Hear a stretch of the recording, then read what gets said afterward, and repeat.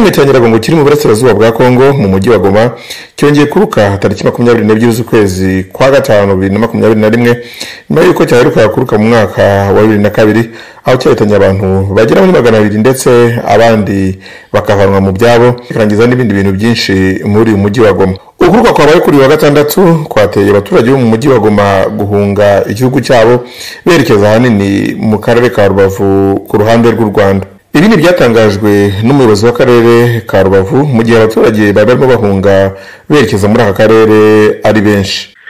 Murakoze nk'uko bivuze hari abaturage bamwe batangiye kwinjira ku butaka bw'igihugu cyacu cyane cyane mu mirenge ya Busasamana, Cyanzarwe ndetse n'ano mu murenge wa Rubavu, ariko ko bigaragara n'ahandi ku gice cy'umujyi kubera ko umuriro utangiye kuhasatira birashoboka ko bashobora kuza n'ubundi kwinjira. Igihari rero ni uko n'ubundi dufite uburyo twateguye duhereye ku nsengero n'amashuri cyane cyane ahantu hari ibibuga kugira ngo nibura twakire n'ubundi abavandimwe bacu igihe byaramuka bibaye ikibazo. Ariko ndanongera guhumuriza rwose abaturage, turi gukurikirana kandi nabo nk'uko babivuga bari gukurikirana uko bimeze. Twese rero dufatanye dukurikirane ariko abantu batekane kugira ngo hataza kugira n'ibindi bibazo byaza kandi bidafite naho bihuriye n'iki kibazo kiza twahuye nacyo. Ku ruhande rw'ubuyobozi bw'iki gihugu cy'abaturanyi, uyu musirikare wa guverineri uyobora kariya gace arasobanurira mu rurimi rw'igifaransa uburyo abaturage bagomba kwitwararika ndetse bakakurikiza amabwiriza ndetse n'inama bahabwa n'ubuyobozi n'inzego z'umutekano kugira ngo birinde kuba bahura n'ibyago byaterwa no kuruka kw'iki kirunga cya Nyiragongo. Je porte à la connaissance de la population de la ville de Goma et ses environs que l'Observatoire volcanologique et de la protection civile confirme l'éruption du volcan Nyiragongo depuis ce 22 mai 2021 vers 19 h. Les investigations sont en cours et la population doit suivre les orientations du service provincial de la protection civile selon le plan des contingences en vigueur. Je demande à la population de garder son calme et de suivre les instructions du coordonnateur provincial de la protection civile et les orientations de la police et des forces armées de la République démocratique du Congo sur le terrain. Le coordonnateur va donner des amples explications à la population pour les canaliser vers les directions qu'ils seront en sécurité. Je vous remercie. Amakuru yamenyekanye mu masaha mu gitondo cyo ku cyumweru yavuga yuko iki kirunga cyaje kuhagarara kuruka mu masaha y'igicuku ndetse bituma bamwe mu baturage bahungiye mu karere ka Rubavu aho bashyizwe muri stade Umuganda bagana mu gihugu cyabo cya Kongo. Mugenzi wacu Olivier ni umunyamakuru ukorera mu karere ka Rubavu, ahangaha yatwereka uko byifashe ku mupaka w'u Rwanda n'igihugu cya Kongo aho mu baturage bakomeje gutaha basubira mu gihugu cyabo nyuma y'uko ikirunga cya Nyiragongo gitangiye kugabanya amarere mu kuruka. Hano mubona ni abaturage b'abakongomani bo mu mujyi wa Goma basaga 6,000 bakaba bari bahungiye hano mu karere ka Rubavu ubwo ikirunga cya Nyiragongo cyatangiraga kuruka.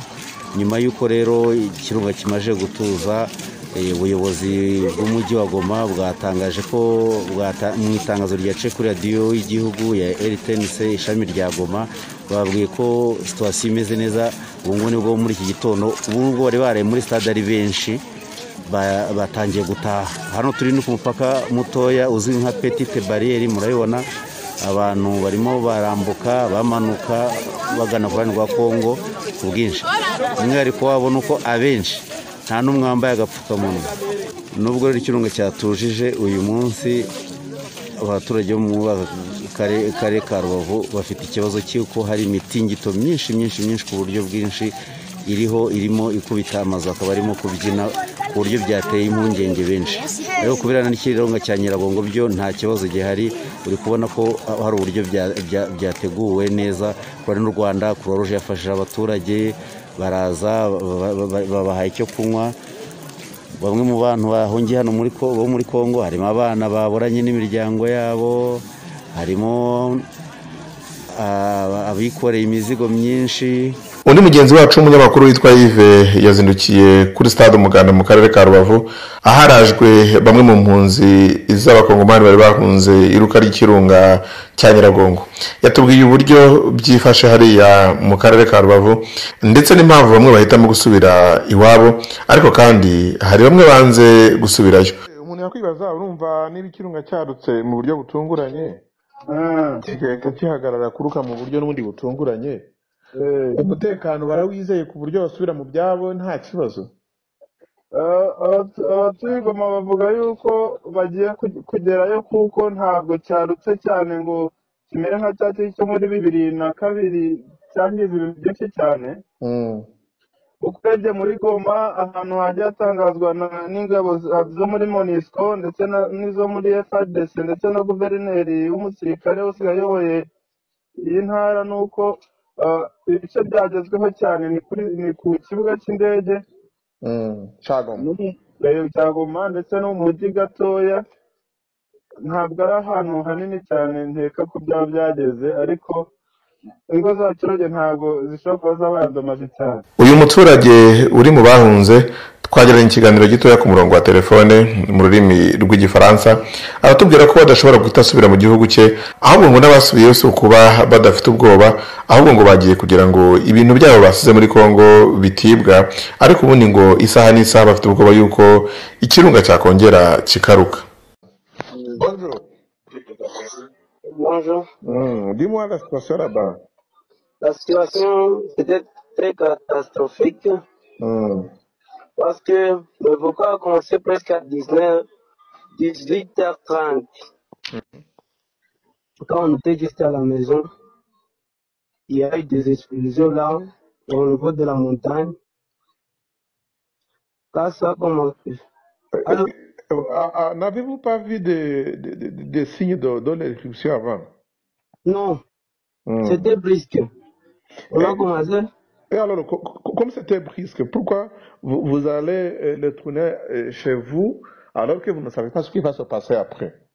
Moi, je n'ai pas encore retourné parce que j'attends encore plus de réactions pour que je retourne. Je suis avec la famille et les autres commencent à retourner. Je ne sais pas si c'est pourquoi. Donc, toi, tu laisses là-bas à Gisenyi, à Rubavu? Je suis encore ici au stade. Ah, ok. Et des gens qui ont décidé de retourner là-bas à Goma, pourquoi ils ont décidé de retourner là-bas alors qu'ils ne savent pas ce qui va se passer? Ils croient qu'on va voler leurs biens ainsi que les matériels là. Parce qu'il y a des gens qui sont fuis vers Mugunga et Sac. Et les autres sont restés là à Goma. Ils croient qu'on va voler leurs biens, mais ils ne croient pas au volcan qui peut encore réagir. Donc, ils ont peur, mais ils ont décidé de retourner là-bas parce que ils ont peur de leur bien d'être volés. Oui. Ah, ok. Mais il y a la partie aussi qui a été brûlée. Et selon toi, quand est-ce que tu vas rester là-bas? Tu vas rester là-bas pendant combien de jours? Qui va t'assurer que tu vas retourner à Goma? Je mes parents, parce qu'ils ne savent pas même comment marcher. Ils ont été très fatigués, ils étaient à son village, j'ai entré ici récemment. Je ne sais pas comment les déplacer. C'est ce qui pousse que je ne peux pas y retourner. Si ça réagit encore, je ne saurais pas comment réagir aussi. Et vous allez rester là-bas au stade ou bien vous allez chercher d'autres endroits là où vous pouvez rester? J'ai des familles ici. Si on m'autorisait, je pourrais y rester. Mais si on attend ici l'autorisation du gouvernement rwandais. Ah, ok, merci beaucoup. ahangaha abanyekongo bari basa naho bari bahunze baje guhunga ikirunga cyari kirimo kiruka cya Nyiragongo cyarutse mu masaha nimugoroba amasaha nimugoroba hagana guhera isaa moya z'ijoro aho cyatumye benshi bahunga bava mu gihugu cyabo bakaba bari baje hano Gisenyi. Ahangaha hakozwe ubutabazi bw'inzego zitandukanye z'u Rwanda harimo Croix Rouge, Minisiteri y'Ubutabazi Minema, aho bari babashize hano ndetse hari na gahunda y'uko bagomba gukomeza kubafasha. Mu by'ukuri amakuru yatangajwe na Meya w'Akarere ka Rubavu Habyarimana Gilbert ni uko impunzi zahunze ziza mu Rwanda zigera ku basaga ibihumbi hagati ya 5 n'ibihumbi 7. Je m'appelle Enoch Musokokelo Muganza, porte-parole des réfugiés du Nord Kivu, précisément dans la ville de Goma. Comment était la situation de l'éruption du volcan? Vraiment, la situation était tellement catastrophique et voyons-nous maintenant ici au sein du stade de Gisenyi, là où les Rwandais nous ont accueillis et ils nous ont accueillis vraiment formidablement, ils nous ont encadrés. Vraiment, félicitations au peuple rwandais, félicitations au président Paul Kagame de nous accueillir chez lui. Vraiment, nous sommes en bonne santé. L'éruption a commencé quand et comment étaient les effets qui vous a causé de venir sur Rwanda? Vraiment, l'éruption était tellement catastrophique, était tellement grave. C'est pour cette raison qu'on a déguerpi en quittant nos maisons et se diriger vers le Rwanda, là où nous pouvons vraiment nous protéger. Fort malheureusement, nous étions bien accueillis. Non, dis-nous, expliquez-nous, comment étaient les effets, l'éruption a mené des laves, comment, expliquez-nous. Voilà, l'éruption était faite, donc le volcan Nyiragongo était troué et il a fait couler des laves. Les laves ont commencé à brûler nos maisons, les laves ont commencé à descendre vers là où se trouve la population de Goma. C'est pour cette raison, donc, lorsque la population a vu cela, ils ont eu peur. Ils ont eu peur de la mort, c'est pour cette raison qu'ils se sont dirigés vers Gisenyi. Et ici, là où nous sommes, il y a ces réfugiés qui arrivent ici en état blessé. Et il y a des enfants dont ils ont perdu leur tuteur.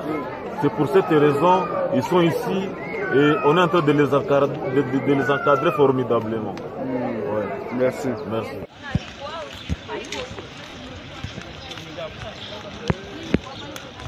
Yes, baje mu mujyi wa Rubavu leta y'u Rwanda leta y'u Rwanda baraza cyakora barajyana muri stade mu Rwanda ubu ngubu mu gitondo nibwo barimo gushyira kugenda kuri leta bagenda barimo baravuga ariko agatanga bari kumwe n'umuyobozi w'akarere ka Rubavu.